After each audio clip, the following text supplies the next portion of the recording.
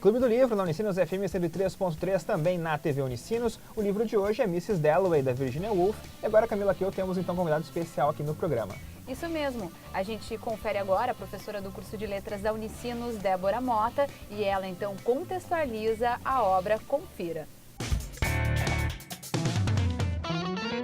Mrs. Dalloway é uma das obras, né, mais emblemáticas ou mais famosas e mais estudadas, enfim, de Virginia Woolf. E ela foi publicada no ano de 1925 e todos os acontecimentos da narrativa, da trama, eles estão situados ficcionalmente no ano de 1923, né? Então, retrocedendo 2 anos antes do momento da sua publicação.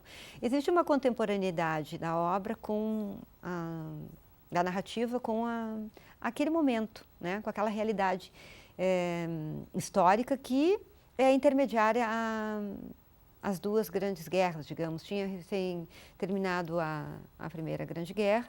Essa presença da guerra, ou os efeitos da guerra, estão numa obra que, em princípio, é a narrativa de uma mulher, enfim, diríamos hoje de uma socialite, né? De uma pessoa que tem uma vida, né, boa, enfim, vive bem. O marido é um parlamentar, né? É alguém da política, e ela é alguém introspectiva do ponto de vista de muitas reflexões, mas ela é uma mulher da sociedade que dá muitas festas, e tudo acontece no dia de uma dessas festas. Então, a narrativa começa com o anúncio de que ela mesma compraria as flores na festa. Esse fato pode ser analisado de várias formas, mas significa, enfim, talvez alguma coisa diferente naquilo que seria a rotina. E essa quebra da rotina que aparece com essa modificação, né, no fim, eu mesma comprarei as flores, ela acaba ela se repercute em vários outros acontecimentos que também quebram a rotina daquela personagem. O nome dela é Clarissa, né, e ela se chama Mrs. Dalloway porque ela é casada com Richard Dalloway.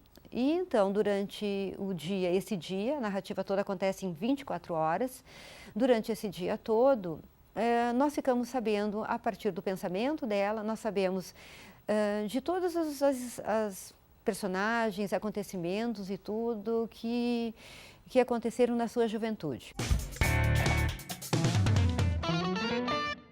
Bom, como a professora Débora Mota falou, né, ela já deu uma linha já, no caso, né, do que é a história. Mas vamos então tentar, né, falar um pouco mais sobre isso. Isadora, como é que é a história de Mrs. Dalloway? Bom, como a gente viu ali com a professora Débora, a história é sobre a Mrs. Dalloway. É um dia na vida da Mrs. Dalloway, o dia que antecede uma festa.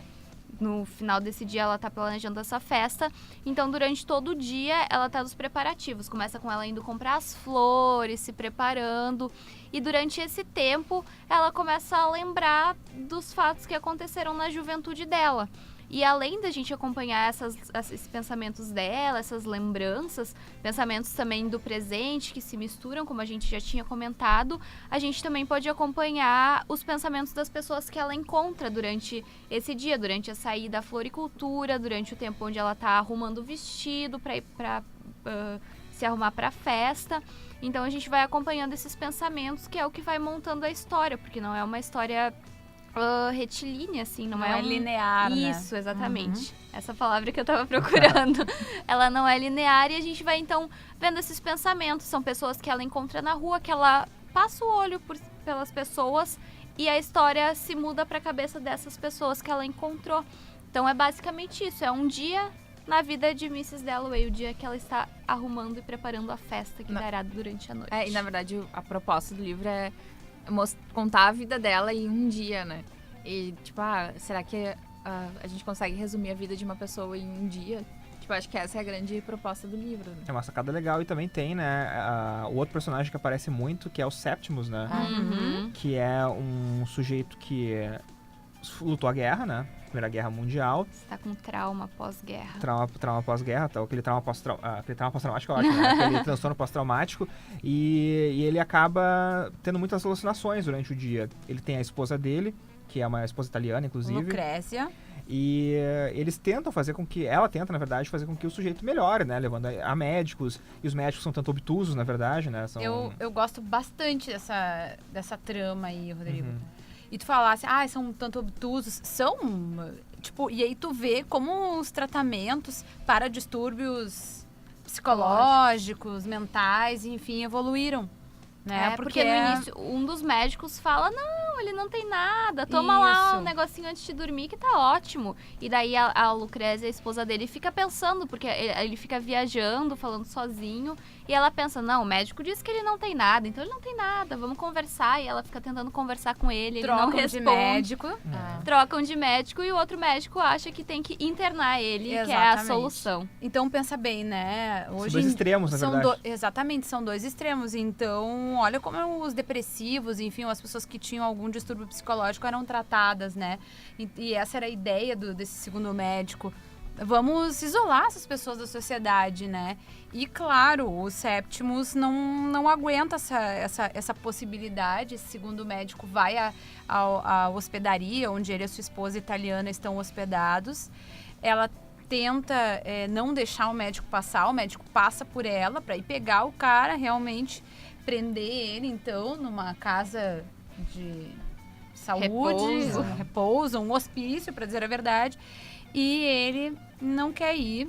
E ele, então, comete o suicídio. Ele se joga de uma janela lá da hospedaria, né? Como agravante dessa história, ele já havia falado algumas vezes que ele queria se matar. Que ele ia se matar e o primeiro médico não levou isso muito a sério. Não, disse que era só pra assustar a esposa, não sei o quê, que não era verdade. E que esposa devotada, né, também, né? Eu achei uma personagem bem interessante, porque ela também ela vivia ali, assim, um embate, né, de tentar recuperá-lo, mas ao mesmo tempo... Ela meio que embarcava nas coisas dele, assim, né? Sim, ela não negava aquelas coisas de forma tão, assim, veemente, né? Porque ela também acho que não queria machucar ele, não queria, né? Tem até uma parte que eu gosto bastante, que ele vai ser internado. Não sei se eu posso ler. Por favor. Que é: saúde é o que se deve ter, e saúde é medida. De modo que quando um homem nos entra no consultório e diz que é Cristo, uma ilusão comum, e que tem uma mensagem, como a maioria deles, e ameaça, como geralmente fazem, com o suicídio, tem-se de invocar a medida. Prescrever repouso na cama, repouso na solidão, silêncio e repouso, repouso sem amigos, sem livros, sem mensagens, 6 meses de repouso, até que um homem que nos chega com 50 quilos saia pesando 80. Eu acho que essa parte mostra bem a forma de escrever dela, tipo, uma frase extremamente longa e com aquele ritmo, repouso, repouso, repouso. E mostra um eufemismo para também, né, a pessoa ficar presa, né? Porque 6 meses de isolamento, repouso. isolamento total, isolamento. né? Era a forma como se lidava com esse tipo de coisa na época, né? Não, vamos isolar da sociedade. A sociedade não pode conviver com alguém que tem algum problema, ou seja, algum tipo de loucura. Me lembra alienista, né? Do Machado de Assis, né? Que todo eu mundo pensei a mesma coisa. Fica preso depois. E o pessoal pode pensar, tá, mas o que essa história dos Sétimos tem a ver com a Miss Dalloway? Porque é curioso, ela não encontra os Sétimos sabe, eles não se conhecem, só que ele se mata no dia da festa da Mrs. Dalloway e esse suicídio reverbera na festa, quando todo mundo tá conversando e tal, sobre a morte de um sujeito, e a Mrs. Dalloway começa a pensar um pouco, né? O médico, né? O médico que atendeu, esse médico aí, chega na festa com sua esposa, e a esposa conta, então, na festa, que eles demoraram e tudo mais, e que o médico lá passou por uma coisa horrível, né? Coisa horrível hoje, o que foi? Então, a morte de um paciente, ele se suicidou e tudo mais. E a Clarissa, né, Dalloway lá, a nossa Mrs. Dalloway. Em primeiro lugar, ela fica meio... Ela não gosta, ela diz, poxa, eu tô dando uma festa, vem falar de morte na minha festa, tipo, o que é isso? Querem botar água no meu chopp? Que é isso? Que a Mrs. Dalloway é quase uma festeira profissional, né? Ela sempre dá festa e tal, né?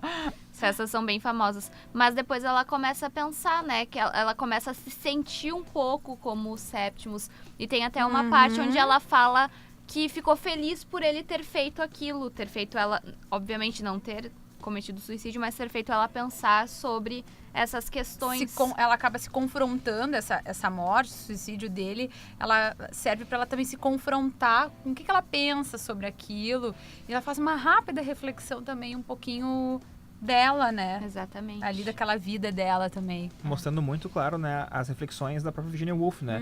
Que, como a gente já soube no primeiro bloco, acabou se suicidando, né? Foi muito tempo depois que ela escreveu o livro, foi mais de 10 anos depois que ela escreveu o livro, mas ela acabou dando cabo da própria vida, né? Escreveu uma carta, inclusive, né, pro marido, dizendo o porquê tava se matando, mas é aquela história, assim, que a arte imita a vida, no caso, né, a própria autora, né, acaba escrevendo algo que acaba depois virando realidade na vida dela, né? E eu acho que fala muito também da questão, tipo, da mulher, assim, naquela época e tal.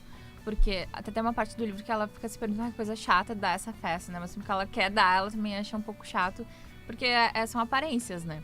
E daí tem aquele caso que o marido dela vai jantar com uma outra mulher, Isso. enfim, tipo, o que ela vai fazer e tal. E eu percebi isso também no filme que eu olhei as horas, assim. Então, tipo, o papel da mulher na sociedade, assim, por causa desse conflito. E também ela tem um caso de amor, um romance com a Sally, né? Isso. Sim.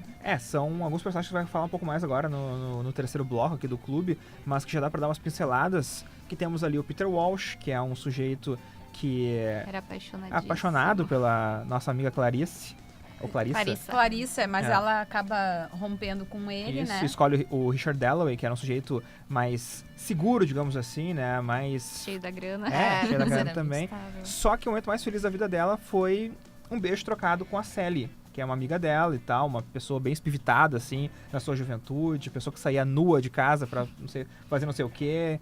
E depois virou uma matrona, né? Virou uma Mãe dona de de 5 casa. filhos, de Manchester, né?